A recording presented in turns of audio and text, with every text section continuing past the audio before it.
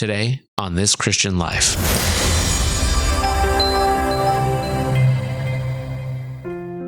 So I was born and raised in a Christian home, and I'm so thankful for the blessing of Christian parents who really instilled in me a love of God's Word, and that carried me through my education. I went all the way to getting a PhD in Old Testament studies, so you can see how much I really loved the Bible. That's Marina, one of our storytellers for today. As you can tell, she loved God and His Word, so much in fact that she devoted her life's work to studying the Bible. But even though she was serving God, she was about to suffer in ways she never dreamed of. If death stares you in the face, you kind of look at it and go, you can't do anything unless my boss does. So there's no way someone can survive an impact at 120 some miles per hour and a dead stop. And that's Larry, Marina's husband. Not only did death stare him in the face, it landed on his lap. In a split second, Larry found himself sacrificing his life so that his wife Marina might live. We were on our way home, and I was anxious to get home because that evening there was going to be the gold medal game between Canada and the United States in women's hockey. So we were following the games. I was looking forward to that game, so we were kind of hurrying our way back home. It was a very uneventful, cold February afternoon. It was about 30 below. I don't know if you know that in the winter it gets pretty chilly up in February up north of Toronto. And here we were driving home on a lovely February day, cold, very cold, but sunny and beautiful, and a car heading toward us 70 miles an hour. We're heading south 70 miles an hour, and he just simply doesn't take a bend in the road. And we don't know what happened because his life ended that way, but his vehicle went straight into our lane and plowed into my husband's side of the car. I saw his head pop down. We had rock cuts on both sides of us, so there was nowhere to go. I couldn't go across. The highway was packed. I knew that he was going to hit us. As the car was coming toward us, I literally thought I was dead, and that's the only thought I had. My husband went into this very slow motion. He saw everything that was happening and felt all the parts of the car slowly disengage. And when he no longer had control of the steering wheel with his seatbelt still on, he threw his body over top of me because he thought he was going to die, but if he could cover my body with his, then I might survive. Time for me went into slow motion. I had not heard of the experience before. A couple people that I've told my story to have said they'd heard of it. At that very moment, it was just like watching, the old-fashioned VCRs where you could increment the scenes one shot at a time. Well, that's what it started to happen. Everything slowed down. I was quite concerned that the glass would break and go into her face. So I did my best. With one arm, I was holding Marina's head back as hard against her seat as I could. It all happened in a split second. It was just like a 1, 2, 3, 4 kind of a thing. So here we are, my husband's body over mine when the car completely impacts us. And in an incredible way, it really saved both of our lives. The car came over, and the very second that the front of his car hit the front of our Commander Jeep, I could hear the front of the headlights smash. I could hear the grill crack. I could hear the radiator blow. I could hear the fan belt slip. I could hear the motor started to be pushed back underneath my seat between us. So it literally came through the firewall of the Jeep and was going backwards. I could hear the actual mounting bolts shear. That's how slow it was and how distinct every sound was. And when that motor started to come into the car, the windshield crashed. This motor that was kind of pushing up the floorboard in between Marina and I kept thinking to myself, dear Lord, stop it soon. The metal in our Jeep started to wrap around me. My legs were pinned in the corner because half of his car was on my side. So more or less the impact was all going to be on my side. And that kept happening. The motor kept advancing. Metal kept wrapping around my body. I could feel that things were breaking in my body. And the explosion of energy in my body was like something I'd never experienced before. It's as though every atom in my body was being displaced, and I could feel them all. And I still wasn't afraid to die or anything, but I was just hoping that everything would work out for Marina. So finally, I heard this shot. It sounded like a gun went off. In fact, it sounded like the gun went off twice. And I thought to myself, now isn't this wonderful? Of all things, that here I am in the middle of an accident and someone's shooting at us. But it wasn't. It was the airbags went off. It broke 7 ribs on one side and broke 1 rib on the other because it smashed me into the rest that's in between the passenger and the driver. And the second that loud sound of a gun went off, everything went back to normal time. Everything. The radiator was pouring stuff out of the front of the engine. There was horns everywhere, the screech of tires and the whole thing. I don't know how long it took between the time the guy hit the front of my Jeep and until the whole thing stopped. I imagine it was like 3 seconds. But whatever it was, that seemed like it was minutes. And I'm sitting there thinking in regular time, but everything else is going in slow time. So it was quite a moment of focus. Everything came to rest, and that's when, of course, I started to feel pain, and my femur, my leg bone, went out the back of my hip. It dislocated off my hip and kept going. So I had about 12, 13 broken bones in my body. Sometimes God works in the whirlwind. He works in the fire. He scoops up prophets and priests and even regular people like you and me, seemingly from out of the blue, and he sets them in the most challenging situations. He was purple for months, whereas I had no bruising on my body. I had a serious brain injury, but I wasn't to the point of being a complete vegetable. So I believe that if his hand hadn't been holding back my head, I would have been to the point of non-functioning again. I also incurred 4 lacerations to my bowels from the seatbelt, and if those airbags had deployed, I would have been instantly dead. And the incredible thing is that his sacrifice of laying down his life for me in the end saved his, because the car who hit us pushed our engine into our driver's seat, and no one knew how Larry was alive when that engine was sitting in the driver's seat, and he had thrown his body over, so his hip got crushed and pushed out of his skin, but the rest of his body was alive because he was actually in the middle of the car. Somehow I survived that impact. That's a thing Marina probably told us, somewhere between 120 and 130 total mile per hour dead stop. We didn't ricochet. The car went up like you would see those great commercials of the Dodge Ram where the 2 Rams hit each other and go up in the air and they come straight back down again. That's what the impact was like. The strange thing was Marina was writing a story for a magazine. And the magazine wanted her to do a story on what happens when someone goes through a great trauma in their life and how it impacts them and so on. So she was sitting there typing away on her keyboard. Her PC left her hand. It flew into the air into the front of the windshield. It followed the windshield around to my side and glanced off the door and hit me dead in the middle of my chest. I had a big cross. I was one of those guys that had one of those big crosses under his sweater.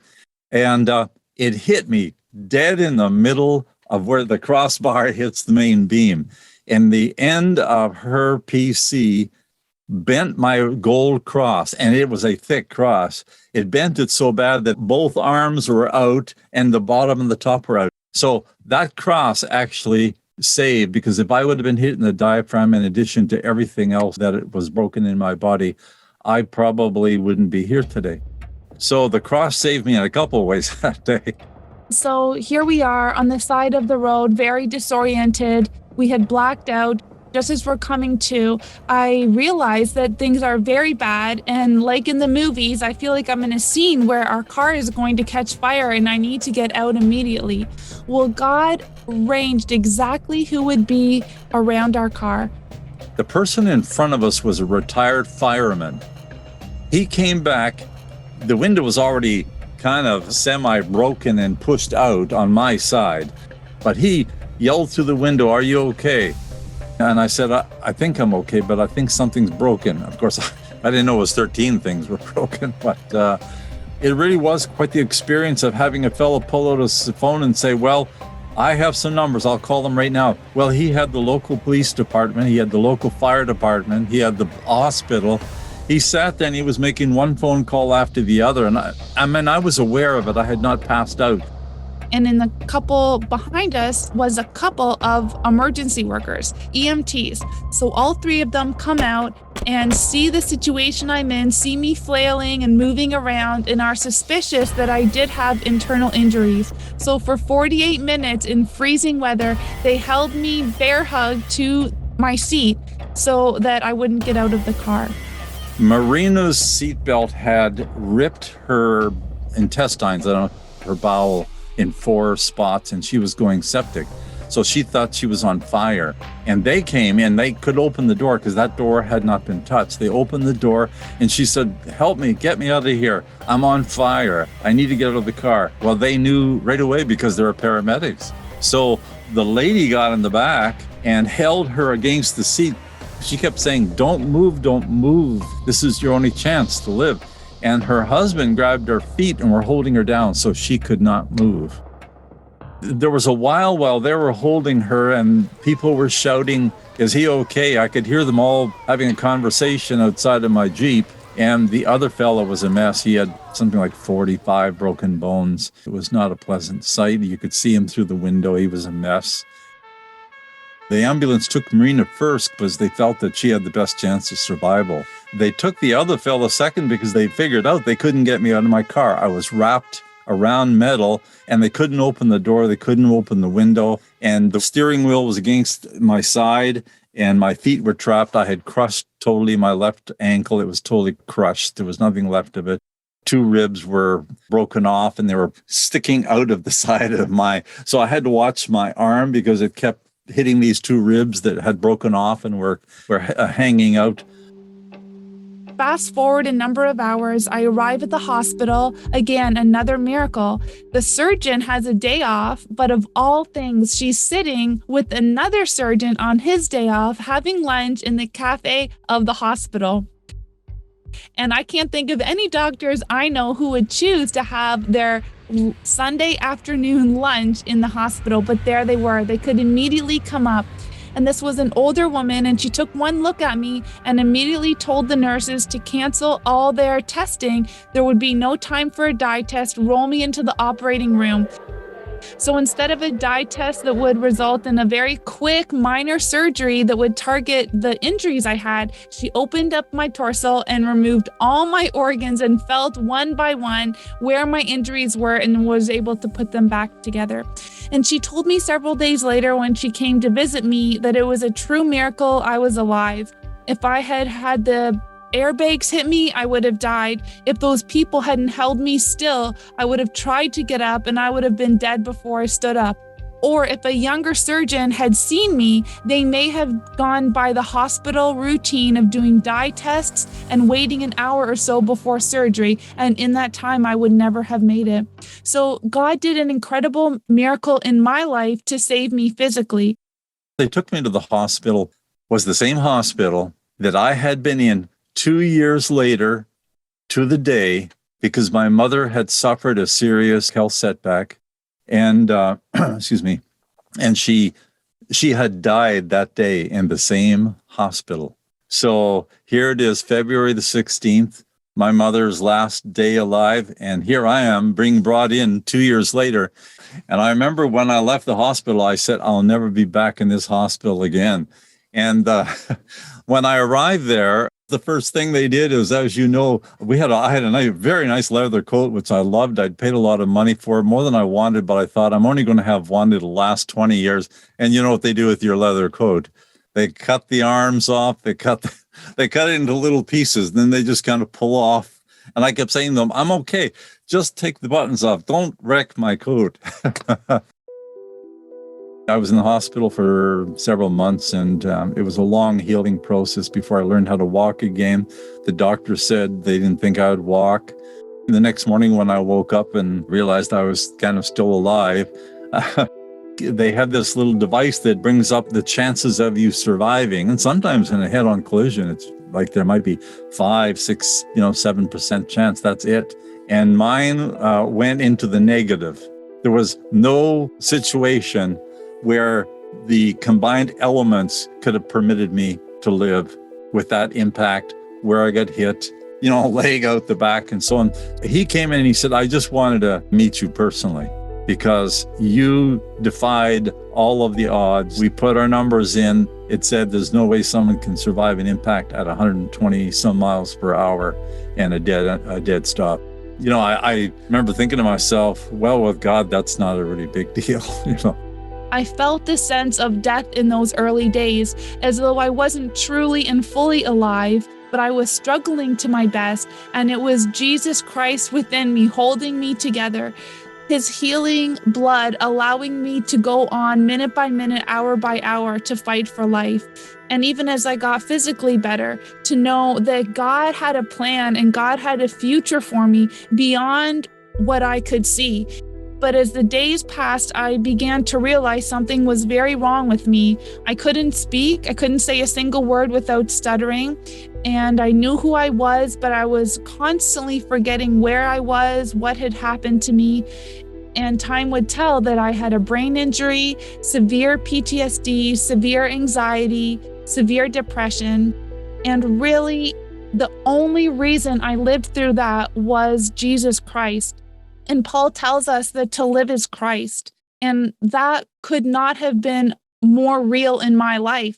And where I saw a person that might never be able to look after myself again, might look like a fool every time I opened up my mouth, because of Jesus Christ, I was able to keep going forward and to have a hope of a future and to know that truly God could do more than I could ask or imagine, and give me a vision for my life that would have purpose and meaning, even if it wasn't the path that I had taken through academics.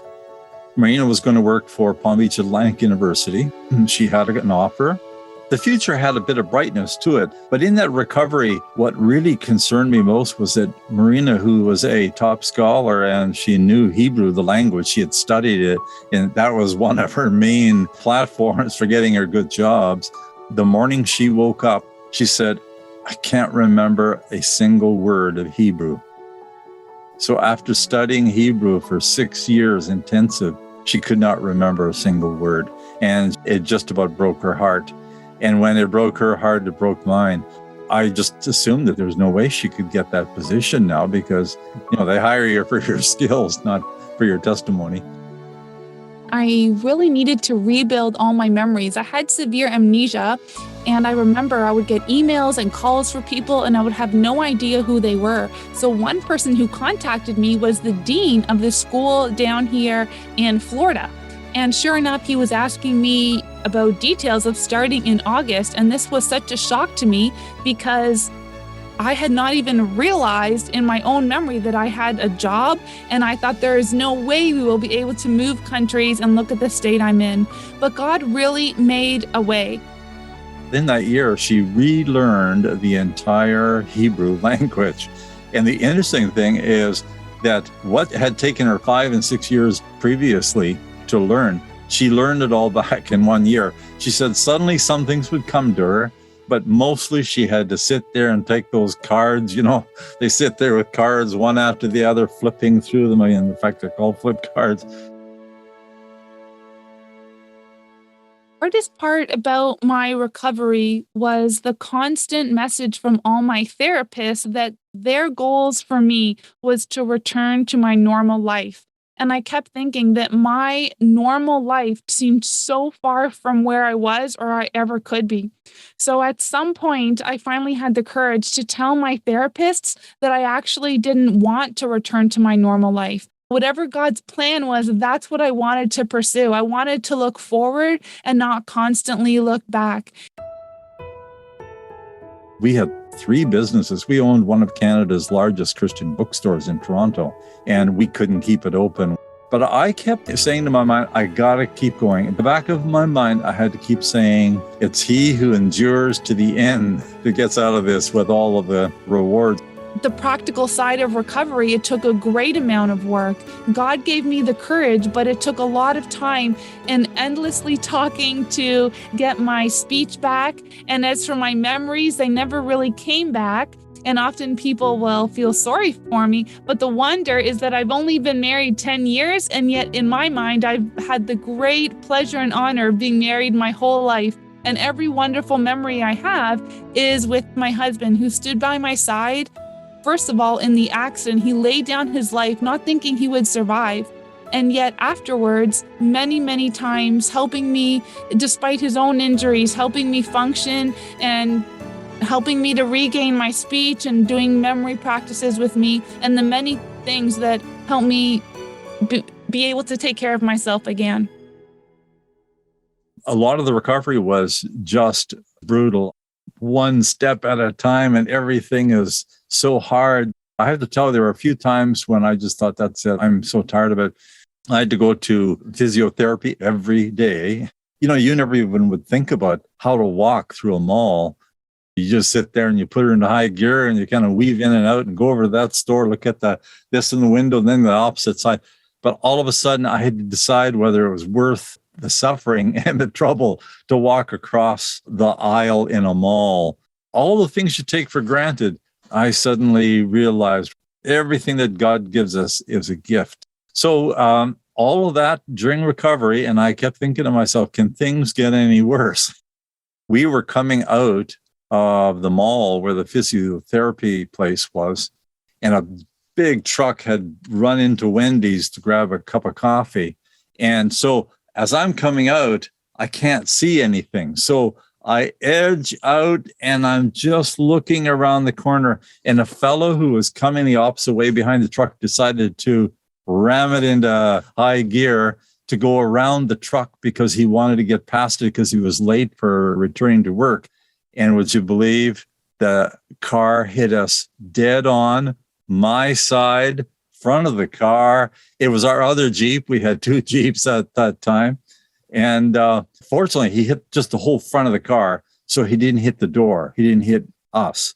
But the car spun around. And all I remember as I got out of my car, I couldn't walk because I still had to use a cane to walk.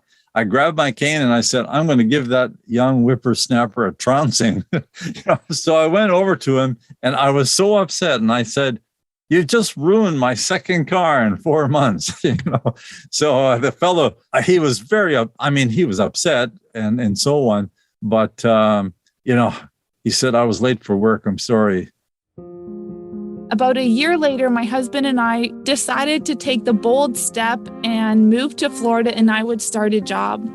And so for the first 2 weeks, as I taught the students, I really tried hard to fake it. I had spent hours going over my lectures to sound as good as I could, and I tried to be so organized. But inside, I was feeling constant anxiety and constantly like a failure. And after about 2 weeks, I came to the class on the book of Exodus.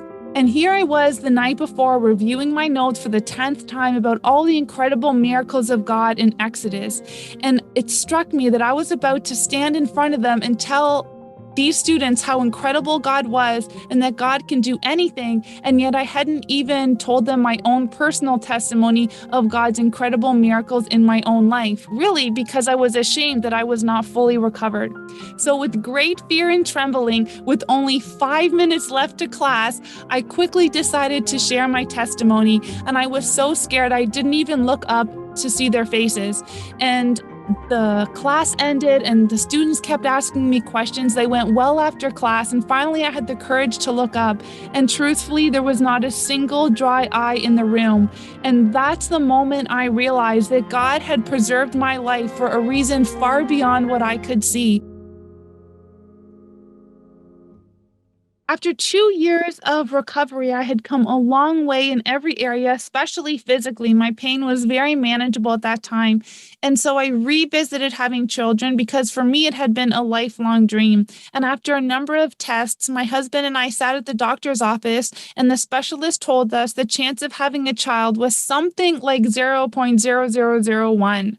And I looked at that number, and for a split second, I was so discouraged because it seemed so helpless and impossible.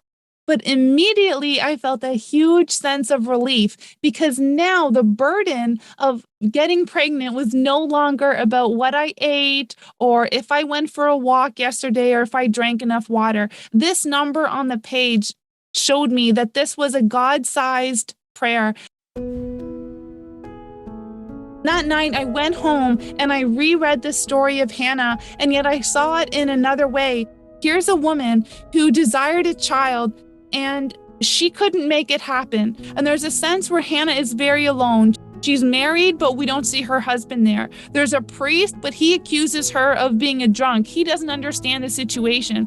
And the Lord said, you can pray and you can give this to me, and you can truly give this situation to me. You don't need to walk around with it every day. You don't need to let it weigh you down. So ironically, I really stopped praying for a child. I prayed one more time that night and I said, Lord, I can't bear the constant weight of this prayer request. I can't spend all day long praying anymore. So I'm going to pray this one last time with all my heart, and then I'm going to pass it off to you. And miracle beyond miracle, I did get pregnant. And beyond even having a child, she was an absolute wild child. And by 6 months of endless kicking, she had kicked out all the scar tissue I had remaining, the scar tissue that had been buried underneath my bones and underneath my ribs. I was basically pain-free by 6 months. And beyond my physical healing, my hormones changed dramatically, and I went from feeling crazy before pregnancy to actually feeling very normal. And all my depression lifted off and all my anxiety lifted off. Then I gave birth, and instead of getting depressed, I was happier than ever. So my doctor said it could be the birthing hormones. 2 weeks, 3 weeks passed, 3 months passed. By Christmas, 6 months have passed. I'm still not depressed. I'm not anxious all the time. And it was then that I decided that my daughter, who is now 6 months old, surely those birthing hormones were gone. And God, beyond my wildest imagination, had done another level of healing and restoration in my life. So not only this beautiful child that He gave me, but so much healing and joy that came along with her life. I guess God had other plans. It must have been in the book already.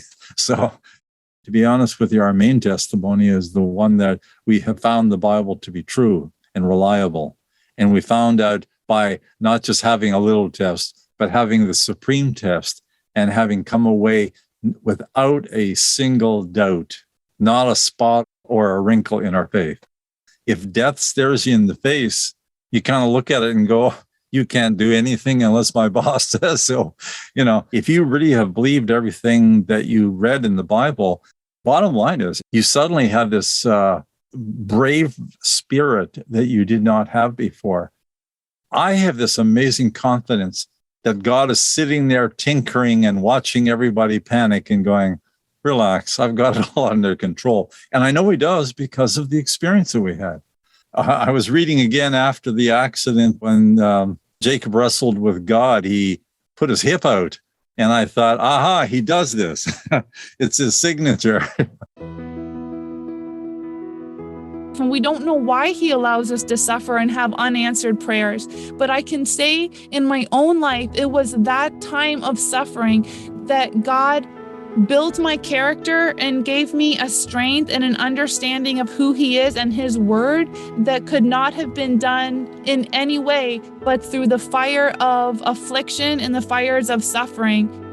The greater potential of your testimony, the greater sometimes the tribulation or the trial you will have to go through.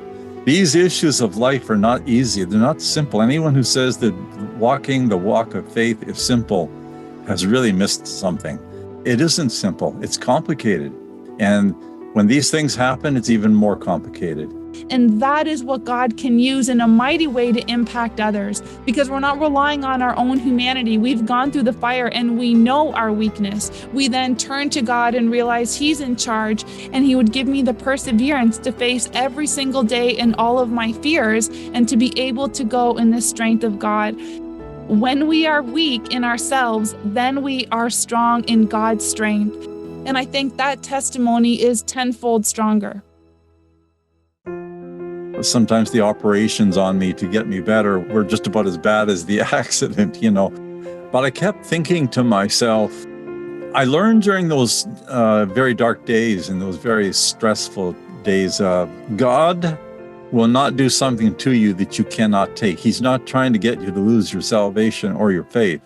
But He is going to use that. If you respond in the right way, you'll be able to relate now to all those who are suffering deep pains. You're going to have a chance. Romans 5, verse 3 through 5. But we rejoice in our sufferings, knowing that suffering produces endurance, and endurance produces character, and character produces hope. And hope does not put us to shame, because God's love has been poured into our hearts through the Holy Spirit who has been given to us. I was watching during my recuperation period, one fellow, he was actually a Vietnam vet. He was older and he was sitting in a wheelchair. He had no legs. He had one arm that kind of semi-worked, and he was selling pencils. And I remember thinking to myself, how could we do that to our heroes? And that poor man begging for a buck for a pencil so he could afford to live. And I remember thinking to myself, I probably would have looked at it any other time before the accident and just went, oh, that's so terrible. It wasn't that I thought it was just so terrible. There's a place inside my heart, like it was almost as if it was melting. And I realized the passion God had given me for suffering people. I had not had it before. So the only thing you can do sometimes is say, Lord, I feel silly saying this, but thank you for that experience. Can you imagine saying thank you for not one, but 2 car accidents? But that's just what they did.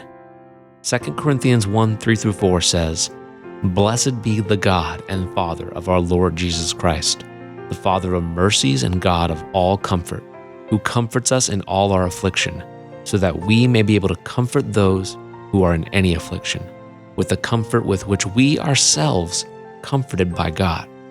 Suffering so we can comfort others. It goes against our instincts, but that's what Jesus did. He suffered so that we could know Him, the God of all comfort. So no matter what trials come your way, you can trust that God works out all things for good, because He suffered for you in this Christian life.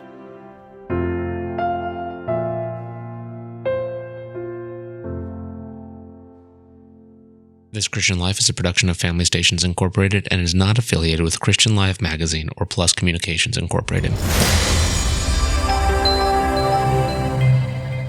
Family Radio.